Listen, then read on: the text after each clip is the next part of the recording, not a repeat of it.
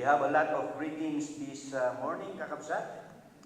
First of all, happy first Sunday of our 39th-year existence as a church. And alpas tayong year 38, so this is our first 39th Sunday. And another one, we have just sung, O Come All Ye Faithful. Merry Christmas, kakabsat. Bakahan nyo nga mo, December 10, kakabsat. And another one, happy long weekend. Well, medyo siguro nagawin na gilid na lumang college students tayo. And we also have nakaawida in spending the Sunday with us because of the holiday tomorrow.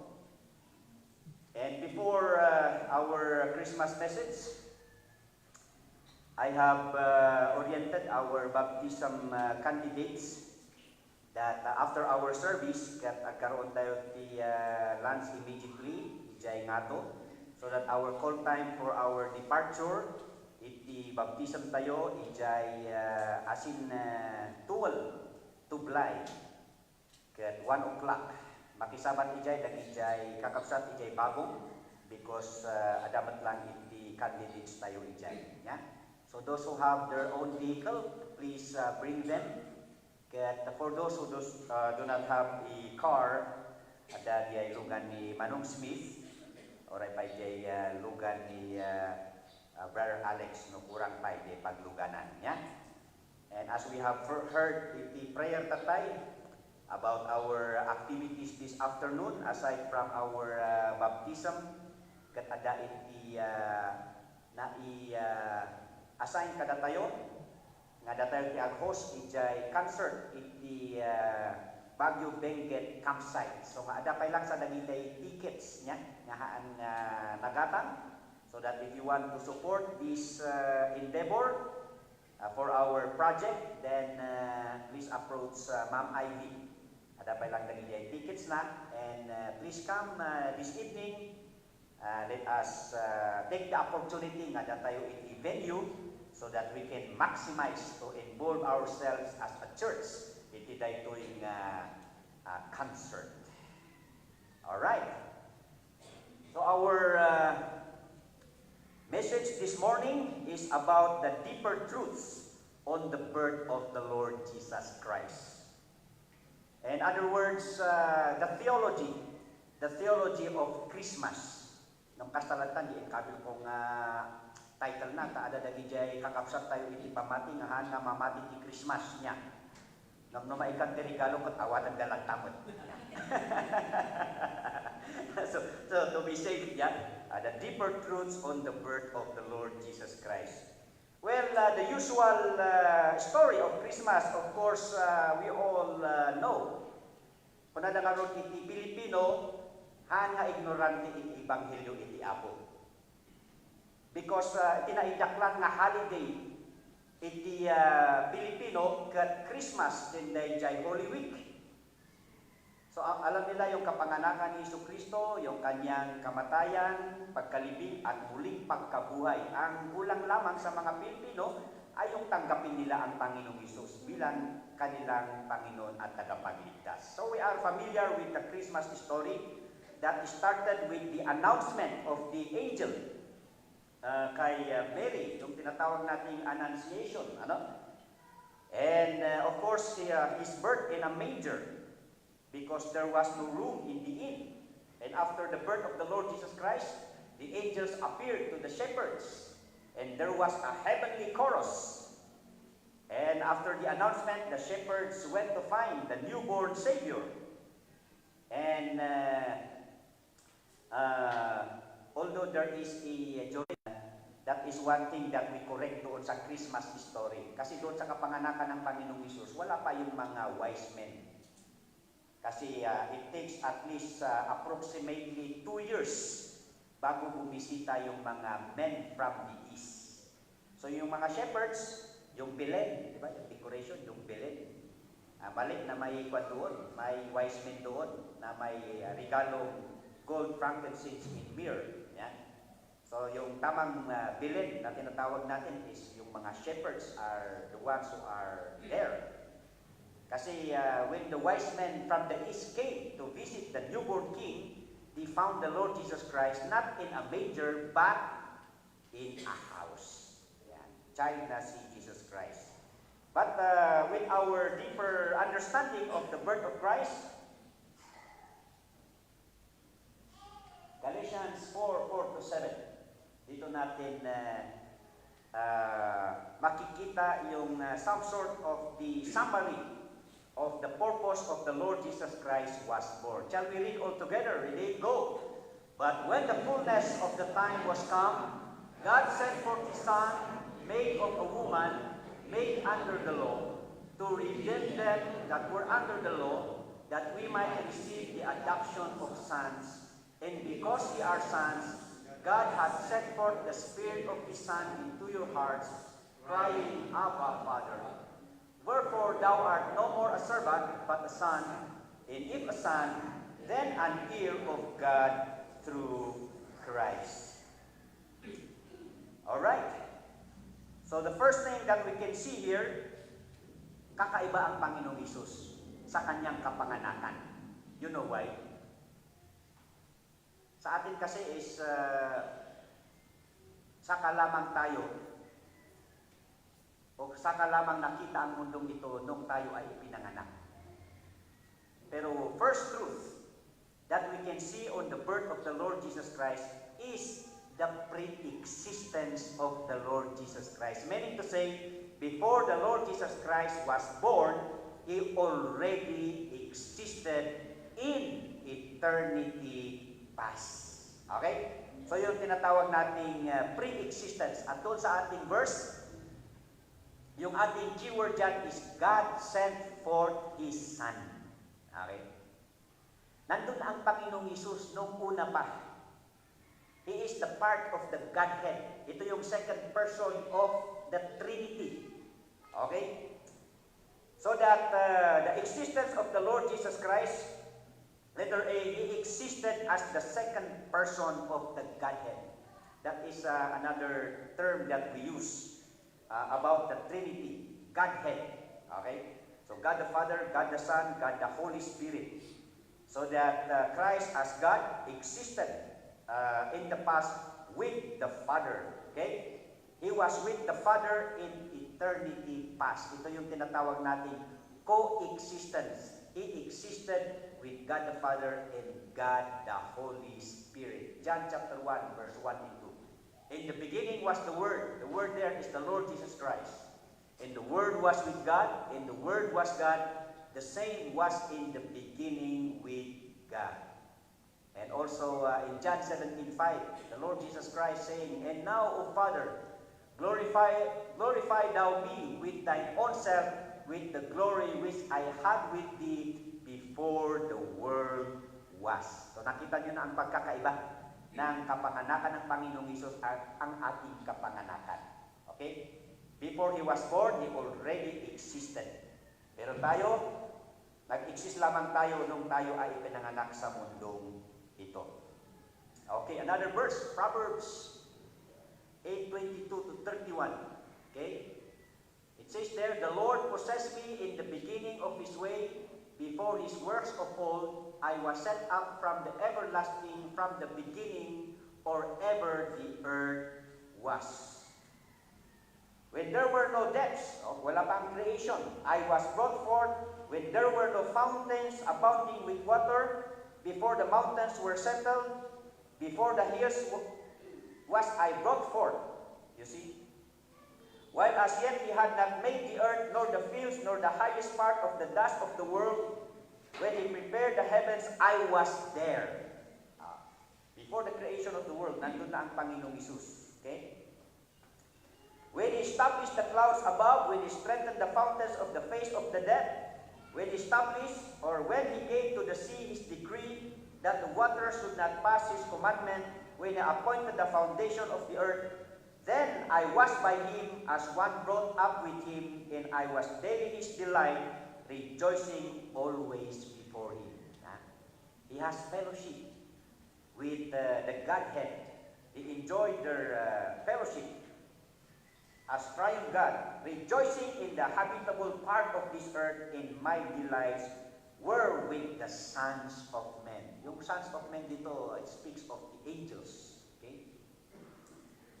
So there, he was with the Father in eternity past before the creation. And the coming truth of his pre-existence, of course, he himself was the creator. Okay? There was nothing made that was made without him. Kaya sabi niya, before the creation, he was already there. Kasi siya mismo ang creator. Number 2, the pre-existence of the Lord Jesus Christ. John 1:3. All things were made by him, and without him was not anything made that was made. Colossians 1:16-17. For by him were all things created that are in heaven and that are in earth, visible and invisible, whether they be thrones or dominions or principalities or powers, all things were created by him and for him. And he is before all things, and by him all things consist. Ganyan katindi ang ating Panginoong Hesus. Okay? Ephesians 3:9. And to make all men see what is the fellowship of the mystery which from the beginning of the world hath been hid in God, who created all things by Jesus Christ. Specific. Hebrews 1:2, hath in these last days spoken unto us by his Son, is the Lord himself, whom he hath appointed heir of all things, by whom also he made the worlds. Okay? So as the second person of the Godhead, he coexists with the Father, fellowship with him, and he was the Creator. And another proof of the pre-existence of the Lord Jesus Christ is what we call in theology Christophany. What is Christophany? Letter B, he appeared as the angel of the Lord in the Old Testament. Aside that he existed from eternity past before the creation and before the New Testament time, before he became man like us, he appeared during the Old Testament era. Okay? He appeared to Shadrach, Meshach, and Abednego in the burning or fiery furnace. Di ba? Yung si Nebuchadnezzar, Daniel 3:24-25, sabi ni Nebuchadnezzar, the king was astonished and rose up in haste and spake and said unto his counselors, did not we cast 3 men bound into the midst of the fire? They answered and said unto the king, true, O king. He answered and said, lo, I see four men loose, walking in the midst of the fire, and they have no hurt. And the form of the fourth is like the Son of God. Yes. According to our Bible scholars, this is one of the Christophany, where the Lord Jesus Christ appeared in the Old Testament. We are familiar with the story nang si Shadrach, Meshach, and Abednego ay inilagay doon sa 7 times na pinainit na apoy. Pati yung mga sundalo na nagdala sa kanila doon is namatay sila. Pero si Shadrach, Meshach, and Abednego ay walang nangyari sa kanila because someone accompanied them. He also appeared to Daniel. Very familiar story. Where did he appear? During Daniel, at the lion's den. So nga ano ni Daniel, yeah? The lions, the angel of the Lord shut the mouth of the lions. And he also appeared to Jacob. In Genesis 32:24-25, nung si Jacob ay nag-iisa, nakipag-wrestling siya. So doon pala naunang na-discover yung wrestling, ano? There wrestled man with him until the breaking of the day, and when he saw that he prevailed not against him, he touched the hollow of his thigh, and the hollow of Jacob's thigh was out of joint as he wrestled with him. The very reason here na na pagtanto ni Jacob na yung tao na kasama niya during that moment is the Lord, and he do not want to allow him to depart, to go away without receiving a blessing. Yan. So talagang impakat na amin no kasano na nga ilak no nga adalan nga ni Jacob the resting awan pa ilang man si timla kay ini niya. But then that is one of the appearance of the Lord Jesus Christ. There are many more like Joshua, di ba? Joshua, before the attack of Jericho, may kakaibang bisita na nakadamit pang sundalo. So sabi ni Jacob, "Are you with us or are you against us?" And the angel of the Lord revealed that he is the commander of the Lord's army. So those are the cases where the Lord Jesus Christ existed in the Old Testament, proving that He existed before He was born. Okay? The second truth behind the Christmas story that we know is the incarnation of the Lord Jesus Christ. Okay? Incarnate. That's the root word in Latin, carne. Okay? So nga adto ti karne iti Christmas niya. Okay, but the word carne is Christ's transformation into the human flesh. Okay? Because the Lord Jesus Christ as God is a spirit. Paano mamatay ang Panginoong Hesus sa krus pag siya ay spirit? Kaya ba natin ipako ang espiritu doon sa krus? The very reason why kung bakit nagkatawang tao ang Panginoong Hesus is that it was found out in the whole world that there is none righteous, no not one. All fall short to the glory of God. All are sinners. There is no one person who can be qualified to be the sacrifice for our sins. That's why the second person of the Trinity although he volunteered himself to pay for our redemption after His great work of creation, is that kailangan niyang magkatawang tao para the Word was made flesh and dwelt among us, and we beheld His glory, the glory as of the only begotten of the Father, full of grace and truth. Philippians 2:5-8. Who being in the form of God thought it not robbery to be equal with God, but made himself of no reputation, and took upon him the form of a servant, and was made in the likeness of men. Paano naging kaparehas natin ang Panginoong Hesus? Of course, when He became man. Okay? He was made in the likeness of men. Okay? So dito sa Philippians 2:5-8, the doctrine of incarnation was also a doctrine of humility for us to emulate. Di ba? Sabi dyan, He is a part of the Godhead. Of course, the Trinity, God the Father, God the Son, God the Holy Spirit, pare-parehas yan. Walang mas mataas, walang mas makapangyarihan sa kanila. They are all the same in their attributes, in their nature. Kung minsan kasi parang ang palagay natin, God the Father ang pinakamataas, God the Son ang pangalawa, at ang God the Holy Spirit ang pangatlo. Di ba? God the Father, God the Son, the Holy Spirit. Pero, in all their characteristics, in all their nature, in all their attributes, they are all equal. Doon lamang sa kanilang functions na sila ay magkakaiba. Because of their nature, their moral attribute of humility. So God the Son took the role to be the implementer. Kaya nga siya yung creator at siya yung Savior. Okay? And the Holy Spirit took also the ministry of His abiding presence. Ngayon na ang Panginoong Hesus nandun sa langit, and the Holy Spirit is the one ministering to us during this time. Yeah.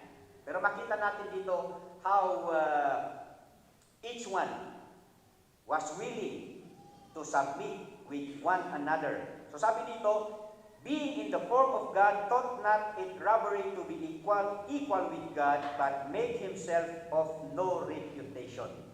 Nagpakumbaba siya and took upon him the form of a servant, and being in the likeness of man, he humbled himself, again, and became obedient unto death, even the death of the cross. So we could see here the doctrine of incarnation, the doctrine of humility, and also the doctrine of kenosis. This is a Greek word meaning to say self-emptying. Okay? Self-emptying. This is the temporary giving up the exercise of his power to ultimately suffer sacrificially for our sake. Yan ang ibig sabihin ng kenosis. Yan. Pansamantalang iniwan niya muna yung kanyang kapangyarihan. Okay? As he took the human form and depending on the power of God the Father and God the Holy Spirit. So ibig sabihin, nag-umpisa siya as a normal child. Kaya nga sabi doon is, the Lord Jesus Christ did not only grew in stature, but He grew in wisdom and also with His spiritual life. Favor with God and favor with man. Ayan. And 2 Corinthians 8:9. For ye know the grace of our Lord Jesus Christ, that though He was rich, we cannot question the riches of the Lord Jesus Christ. Yet for your sakes he became poor, that ye through his poverty might be rich. Wow, ang ganda naman dito. Diba, ang hirap i-share yung blessing. Lalo pag riches yung blessing, mahirap i-bahagi yan, mga kapatid. Kaya nga sabi ni Jesus Christ doon sa rich young ruler, you go and sell what you have, and then you use your wealth to help the poor and come after me and follow me. But the Lord Jesus Christ, in His humility, though He was rich, He became poor so that through Him we might be rich. Okay? Literally, that will come, of course.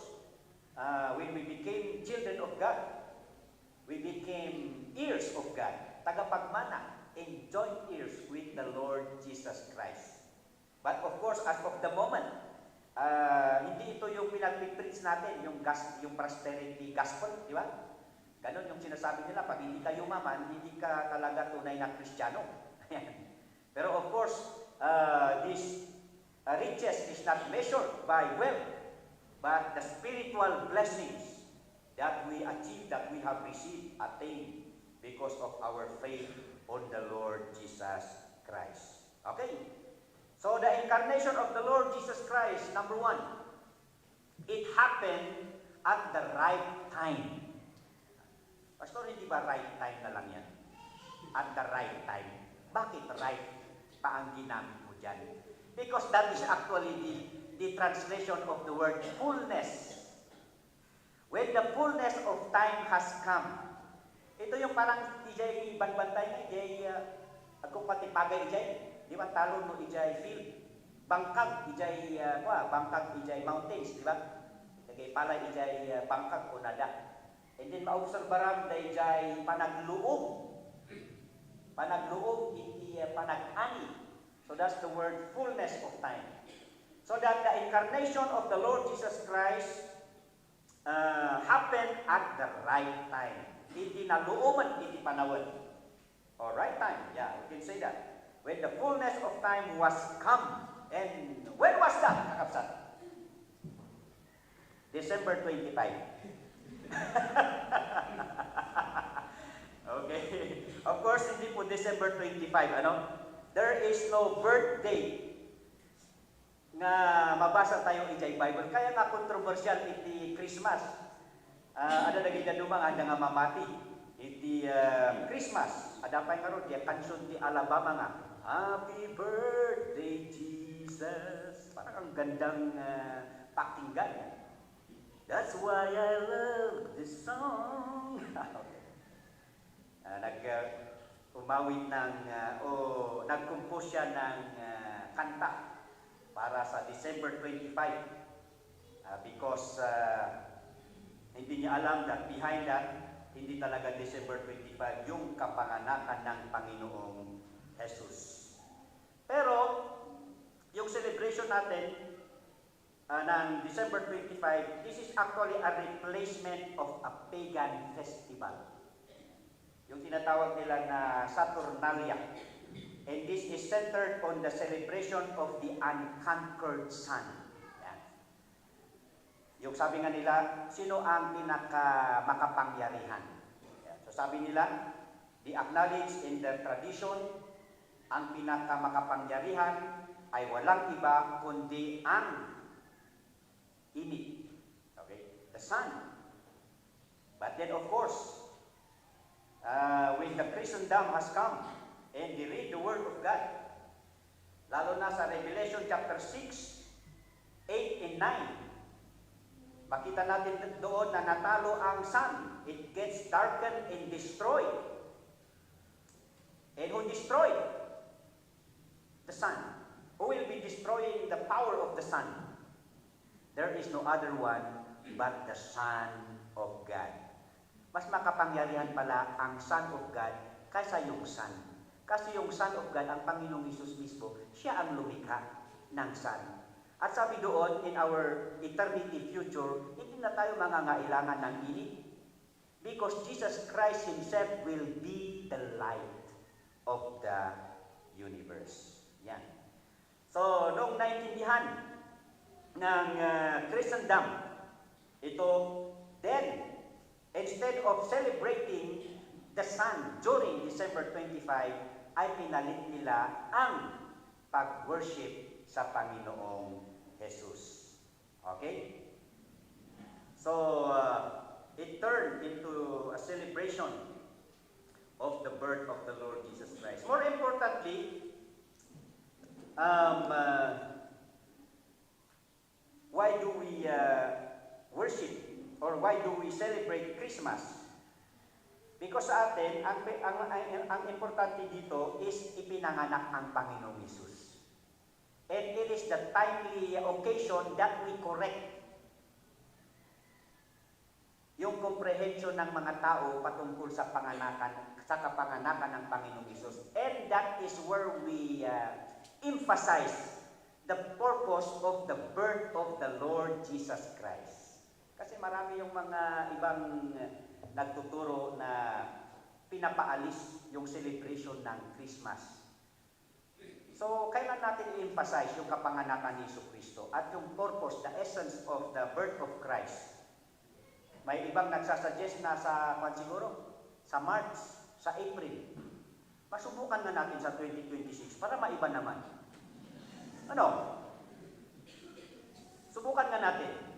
Kasi sabi nga nila, doon sa Christmas story, yung mga shepherds, nandun sila sa labas. Yeah? It's not winter time.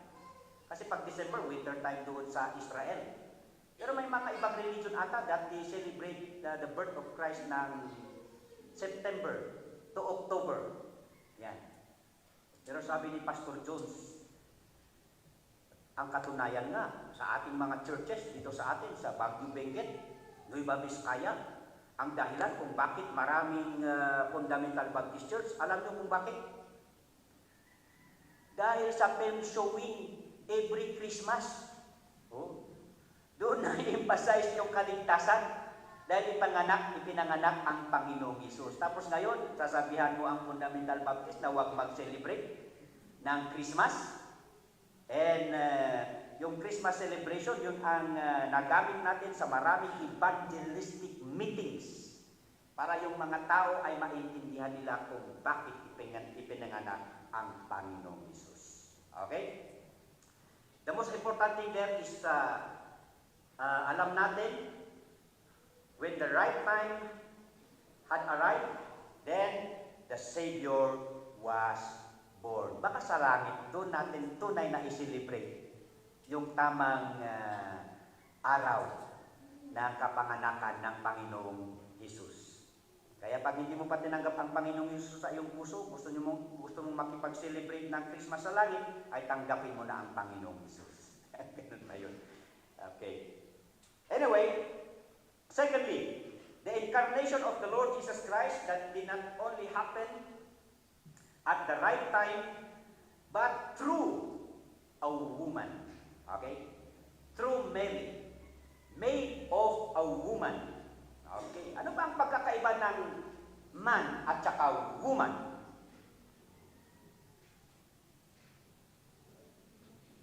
Ha? Bukod sa itsura siguro, ayan. Lalo ngayon, nagkakaproblema tayo ng sexual identity. Yan. So sa Bible, ang pagkakaiba ng male and female or man and a woman, yung woman, merong womb. Kaya nga, womb man. Kaya pag ikaw ay walang womb, you are a woman. You are a man. Okay? So, we need to check that sometimes. Sabi doon sa preacher nung put your underwear on. Doon ko narinig yung preaching na ito. Okay? You need to check yourself so that kung wala kang sinapupunan, lalaki ka. Pag may sinapupunan ka, babae ka. So, yun. At hindi mo na mabago dahil ang Panginoong Hesus ang naglagay sa iyo yan. Yan. So that, the transformation of the Lord Jesus Christ into a man is through a woman dahil meron siyang womb. Ano ti Ilocano ti womb? Matres ba? Matres? Okay. Sinapupunan no Tagalog. Okay? Kaya nga, di ba si Sarah, nagka-problema siya dahil pinangako ng Panginoon na through their child or their relationship, doon ipapanganak yung magiging Savior. Pero ngayon, nagka-problema si Sarah. So sabi niya, I think the solution is that we need a surrogate mother. Kaya in their culture, okay lang na magkaroon ng anak si Sarah through her servant Hagar. Pero yung surrogate mother noon, kaya may physical contact yun, di ba? So, meron pa rin gene si Abraham na nakuha si Ismael. Kaya yung mga Arab nations, they look back to Abraham as their father, like the Israelites. Pero yun, nagamit lang yung sinapupunan ni Hagar. Yun lang ang parang nasa isip ni Sarah. Dahil problema ko ang mga anak, matanda na ako, siguro will ng Panginoon na magamit ng aking asawa yung womb ng aking servant because in their culture it is accepted na kung ano yung anak ni Hagar ay yun ay anak ni Sarah because she is a bondslave, pagmamay-ari siya ni Sarah. So yung kung ano yung magiging anak ni Hagar ay anak niya mismo. Pero of course alam natin na nagkamali doon si Sarah because at the later part ay siya rin ay nabuntis. Okay? Ano ngayon nangyari kay Mar Rojas tsaka si Corina Sanchez? Yan. Di ba? Dahil hindi makaanak si Corina, gumamit sila ng surrogate mother. Yan. Yung surrogate mother, yung womb ng surrogate mother, doon lumaki yung similya ni Mar at saka ni Corina. So, ginamit lang yung sinapupunan ng surrogate mother. Twins pa. Oo. So, kung that is possible because of technology during our time, that is much more very possible in the early times dahil makapangyarihan ang Panginoong Diyos. Yan actually ang nangyari sa kapanganakan ng Panginoong Hesus. Ginamit ng Diyos ang sinapupunan ni Mary para doon magiging tao ang Panginoong Hesus. That's the word incarnation. Okay? by the power of the Holy Spirit. Kaya nga si Jesus, wala siyang namana na kasalanan dahil walang genes na tao ang involved. Naggamit lang yung sinapupunan ni Mary para maging tao ang Panginoong Jesus. Yan yung tinatawag nating the virgin birth of the Lord Jesus Christ. Okay? So, in this truth, the doctrine of incarnation indicate that Mary is no mother of God. Di ba sa Catholic yung pinanggalingan natin, yun yung prayer natin, Mama Mary, Mother of God. Hindi po. Hindi po nanay ng Diyos. Kahit si Jesus, hindi niya nanay. Naging foster parent lamang niya. Si Mary, nung siya ay naging tao sa mundong ito. But before Mary, the Lord Jesus Christ already existed in eternity past. Nagamit lang yung kanyang womb. Kaya nga, made of a woman. For the incarnation of the Lord Jesus Christ. Okay? Thirdly, about the truth of incarnation. At the right time, made of a woman under the Jewish race. Yung word dyan na made under the law. Okay? Yung made under the law speaks of his identity with the Jewish race, wherein the law of God was directly given to the Jews through Moses. Yan. So who are these people under the law? Ito yung mga Hudyo. Through Moses. Yan. Hindi naman ibig sabihin na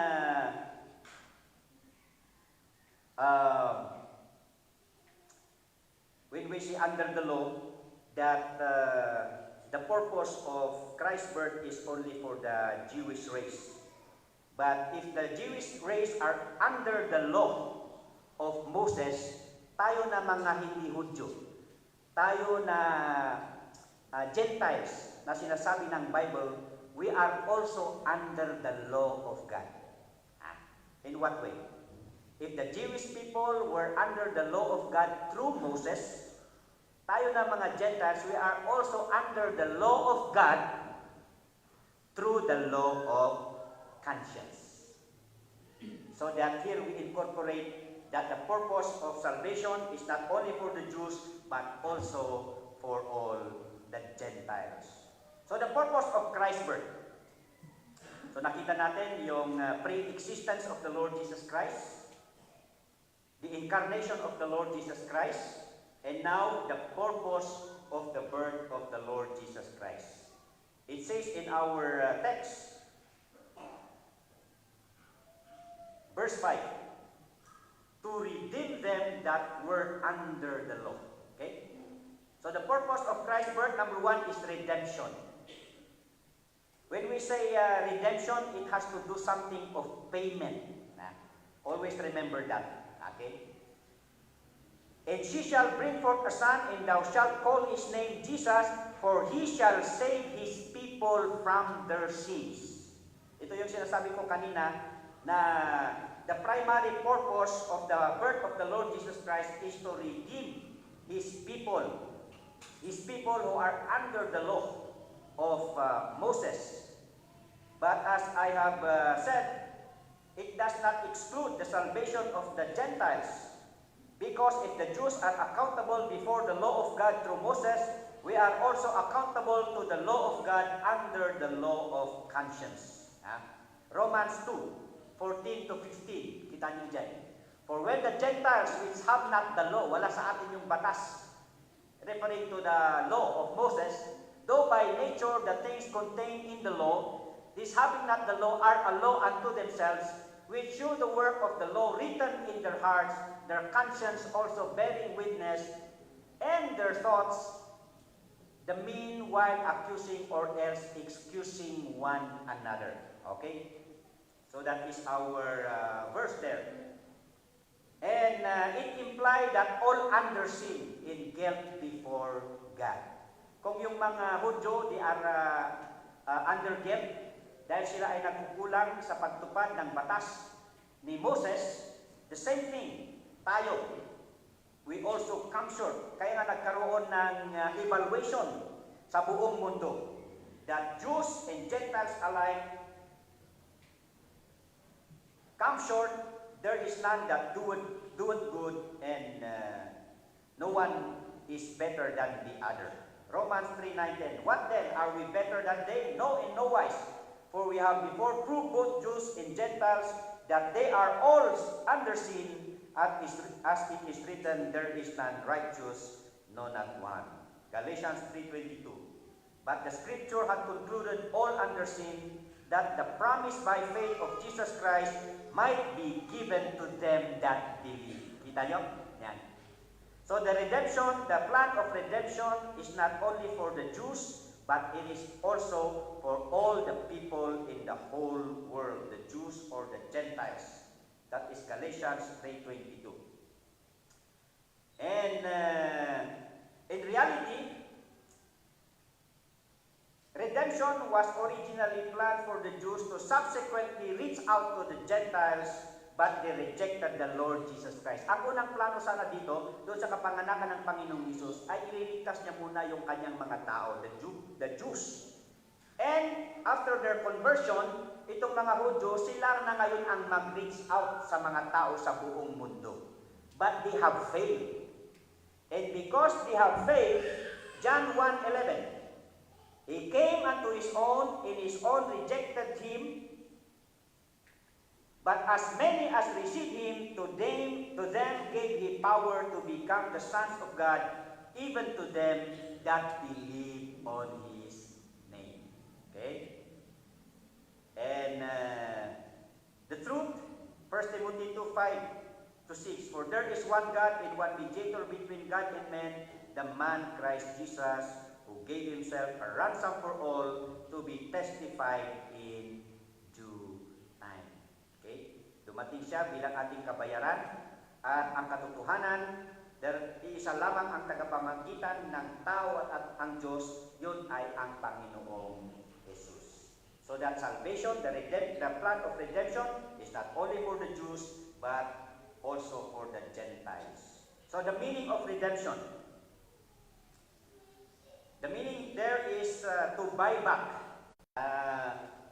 Yung una, it has to do something of pagtubos. Pero yung other meaning ng redemption is that yung pagbili. Yan. Our illustration here, the culture before is that ibinibenta noon ang mga tao.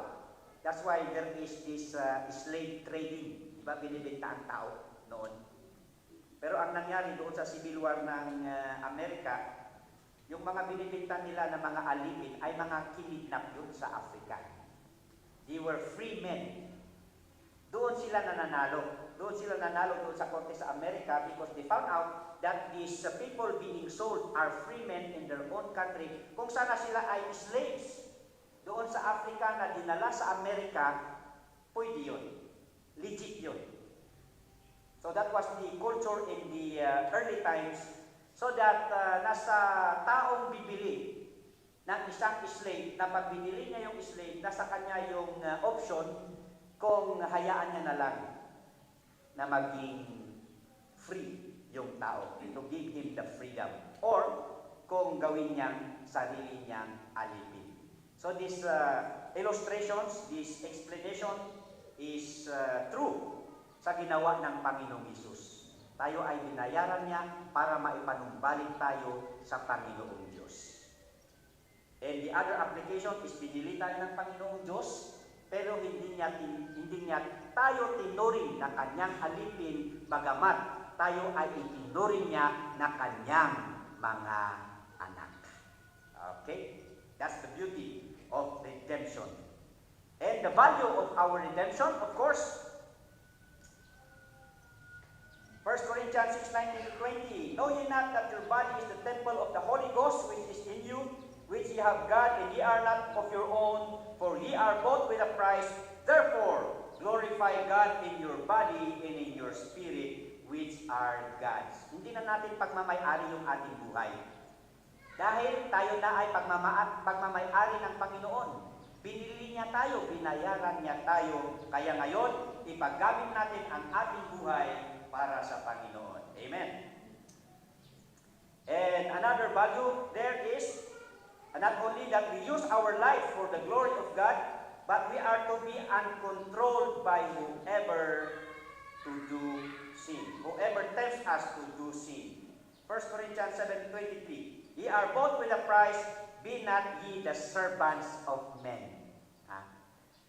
Sa mga tumutukso sa atin na magkasala o gumawa ng makamundo, ay huwag tayong palinlang sa kanila. Kasi tayo na ay nabayaran ng Panginoong Hesus para tayo ay mabuhay sa kaluwalhatian ng Panginoon. Okay, the second purpose of Christ's birth, it says there that we might receive the adoptions of sons. John 1:12, but as many as receive him, to them gave he power to become the sons of God, even to them that believe on his name. For as many are led by the Spirit of God, they are the sons of God, for ye have not received the spirit of bondage again to fear, but ye have received the spirit of adoption, whereby we cry, Abba, Father. The word Abba is an Aramaic, which means Father. So, tinranslate niya lang yung whereby we cry, Ama, no mga Ilocano, Ama, and the English word is Father. Okay? Nagkaroon tayo ng right to call God as our Father because of our relationship that was made by our faith to the Lord Jesus Christ, whereby we are adopted as the children of God. Number 3. So the purpose of Christ's birth, kung bakit may Christmas, mga kapatid, para sa kaligtasan, sa kabayaran ng ating kaligtasan, para tayo ay maging anak ng Diyos, and the indwelling of the Holy Spirit. Kasi ito yung hangad ng mga tao even before, that God will dwell on the lives of people, and only by the Lord Jesus Christ that God can dwell with us. And because we are sons, God hath sent forth the Spirit of His Son into your hearts. So ito yung mga isang bagay na hindi natin alam nung tayo tumanggap sa Panginoong Hesus. Ang alam lang natin nung tumanggap tayo sa Panginoong Hesus ay hindi na tayo pupunta sa impyerno, anumang oras na tayo mamatay, sa langit tayo pupunta. Pero meron pang maraming nangyari as we learn the Word of God. At ang isang nangyari nung tinanggap natin ang Panginoong Hesus is that ang Espiritu Santo ng Diyos ay nasa atin. Naramdaman mo man o hindi, that's the truth. Yan ang katotohanan. Kasi may mga ibang sekta na sabi doon, pag tinanggap mo ang Panginoong Hesus at hindi ka nanginig, hindi ka natumba, o hindi ka nakakita ng ilaw na parang blue na galing doon, o kung anong mga experience. But the truth is, meron ka bang naramdaman o hindi? Nung tinanggap mo ang Panginoong Hesus, ang isang katotohanan is that ang banal na Espiritu ay nasa iyong buhay. Nasa iyo. And of course, the means of God's presence. Matthew 1:22, doon sa ating Christmas passage. Now all this was done that it might be fulfilled which was spoken of the Lord by the prophet, saying, Behold, a virgin shall be with child, and shall bring forth a son, and they shall call his name Emmanuel, which being interpreted, God with us. So you can never say that God is with you kung wala ang Panginoong Hesus sa buhay mo. Because it is only through the Lord Jesus Christ that God will be with you, because the Holy Spirit will come to dwell in your heart. Okay? The means of God's possession.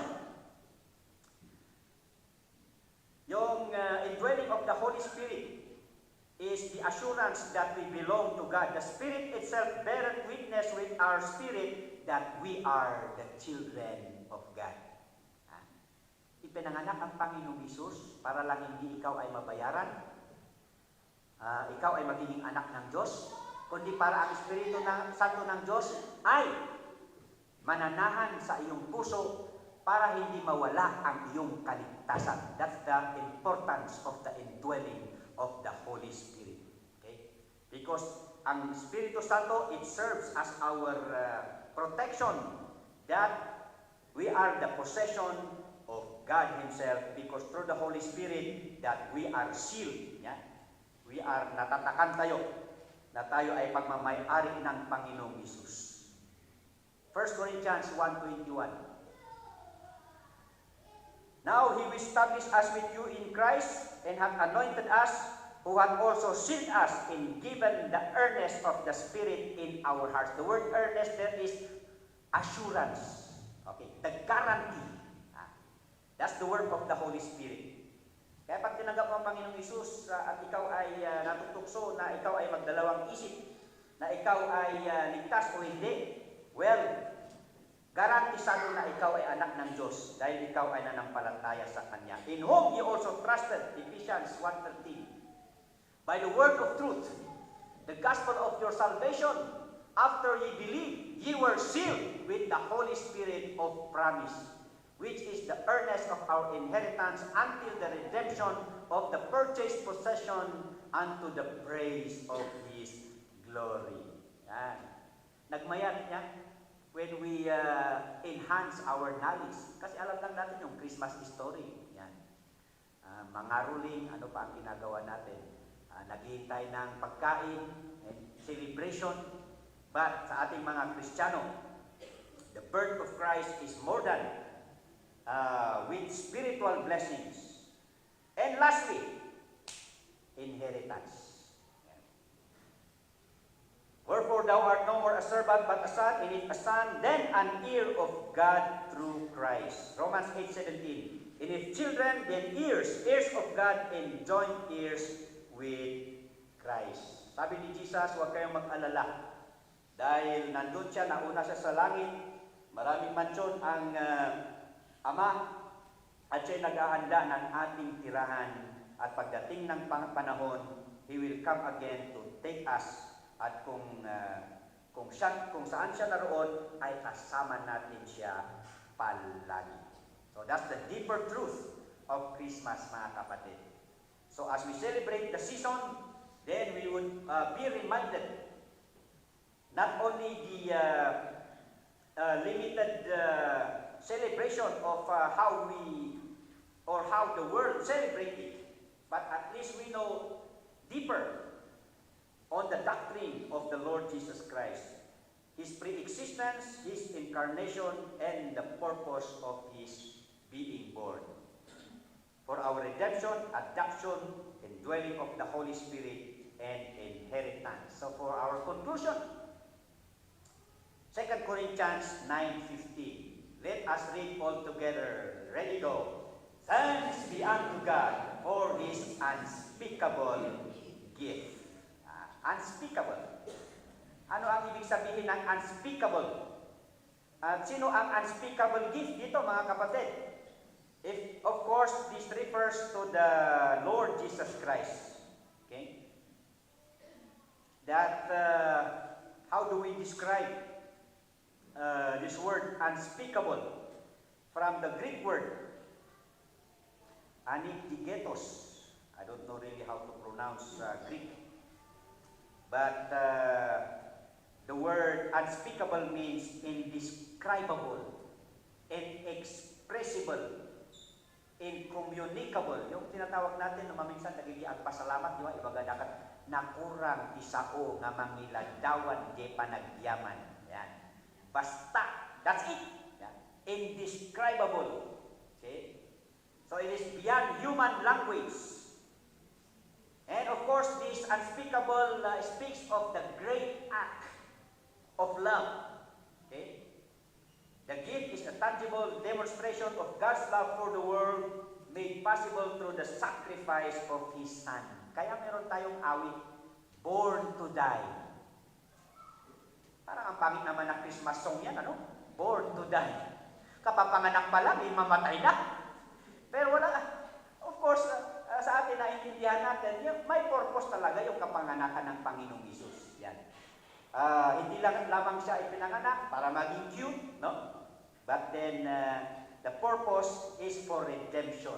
And of course, for us to be redeemed, to become a child of God, is yung payment is not by gold, silver, but it took His life to pay for us, to redeem us. And the word unspeakable does not only speak of beyond human language, a great act of love, but a source of gratitude and giving. Yeah. Because the gift is so great, it inspires immense gratitude in believers, which in turn motivates them to give generously to others who are badly in need. Kaya nga sinasabi nila, Christmas is giving. Pero kung minsan we need to define what is that giving during Christmas.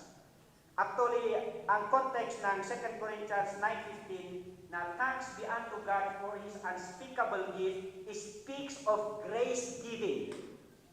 1 Corinthians 8 and 9, chapter 8 and 9 speaks of grace giving. Anong ibig sabihin ng grace giving? Hindi actually yung tithes and offering ang ibig sabihin ng grace giving. But then we take a lot of verses there to enhance how we give inside the church. But the context ng grace giving sa current is the help. Yung pinramis nila itong mga Macedonian churches, they promised to help the believers in Jerusalem na naging biktima ng great earthquake, and because of the great earthquake ay nagkaroon ng kahirapan. Yan. So that ang mga Macedonian churches, kahit na hindi nila kilala yung mga taga-Jerusalem na mananampalataya, they committed themselves to help these people who are in need doon sa Jerusalem. So this Christmas is giving refers to those people who really need help. So that Christmas is giving to help others in need. At yung taga-Corinth, sila yung first na nag-volunteer to help. Pero they neglected that commitment.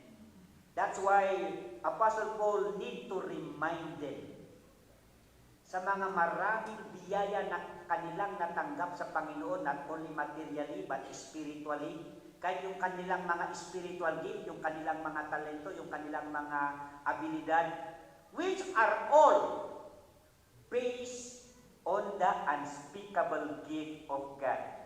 Yan. Kaya sabi dito, thanks be unto God for His unspeakable gift. Because of the Lord Jesus Christ, we have received all these spiritual blessings that in turn, sa ating mga Kristiyano, as we see the generosity of God Himself, ay magkaroon tayo din ng heart of generosity. So yun po ang ibig sabihin, mga kapatid. So in application, the 4G, hindi ito data, hindi ito signal. 5G pa nga, no? Sige, baka may dagdag kayo, 5G. Pero sa aking outline, 4G lamang. Okay? So, 4G of Christmas application, number 1 is gratitude. Okay? We worship God for His marvelous act of love in Christ for the redemption, adoption, the indwelling of the Holy Spirit, and the inheritance. Secondly, good example of humility. Sabi natin, the doctrine of incarnation is actually a great doctrine of humility. Kakaiba, no? Pati sa Christmas pa lang, this is a representation of humility. Christ, in the form of God, taught not it robbery to be equal with God. So one of the virtues that we need to apply during Christmas season is humility. Lalo na pag traffic, no? Sa Christmas, maraming mga road rage dyan. Tapos ikaw pa Kristiyano, mabibilang ka doon. Yan. So remember 4G of Christmas application. Good example of humility. And third, generosity. As we have learned. Especially those people who are in need. Because it caters to the immediate need of the destitute. sa mga kawawa. Pag tayo ay tumulong, then napapalubag natin ang loob ng mga mahihirap. It brings many thanksgiving to God in heaven. Yan. Pagbukas yung ating kamay, then yung tulong natin ay nakapagdudulot ng maraming pagpapasalamat. Sa maraming natulungan natin, mas marami ang magpapasalamat sa Panginoon. Ha? And it returns back to us. It brings admiration to our faith and our Christian service. Ito yung nagbibigay sa atin ng karisma para yung mga tao ay lumapit sa Panginoon. Okay? And it blesses you back with prayer and a respectable relationship. Because of their admiration, because of our generosity, magpapasalamat sila sa Panginoon, magpapasalamat sila sa buhay mo, and in return, they will be praying for you, and every time you meet them, then they will give you respect. Yung sabi natin kanina, yung mga Macedonian churches, tumulong sila sa mga Jerusalem believers na hindi nila kilala. Wala mang pagkakataon na sila ay nagkakakilala, nagka-fellowship, but in heaven. Kaya nga meron yung awit na, anong awit yun? Thank you for giving to the Lord. Because isa siya doon sa na-bless sa buhay mo at isa siya doon sa nakakilala sa Panginoong Jesus. And lastly, the fourth G of our Christmas application is not only gratitude, a good example of humility, generosity, but the good news of salvation. To share the real essence of Christ's birth to people. Napag-aralan natin. Not only the usual story, but the theology behind the birth of the Lord Jesus Christ, so that we want to share the holistic presentation of the Lord Jesus Christ. He's not only a human being, but He is a part of God, but came, sacrificed Himself for our redemption, adoption, assurance of the Holy Spirit, and the good future that the Lord has promised us. Merry Christmas, Kakapsan. Oh, Father God, there are a lot to learn of the birth of the Lord Jesus Christ, and we are so grateful that this morning we are given time to expound, and you continue to give us an exhaustive understanding of the Savior, that we may have more wisdom, not only in sharing the wonderful plan of redemption and adoption, but also our life would reflect the virtues that was done during the incarnation of the Lord Jesus Christ. We pray in Jesus' name. Amen.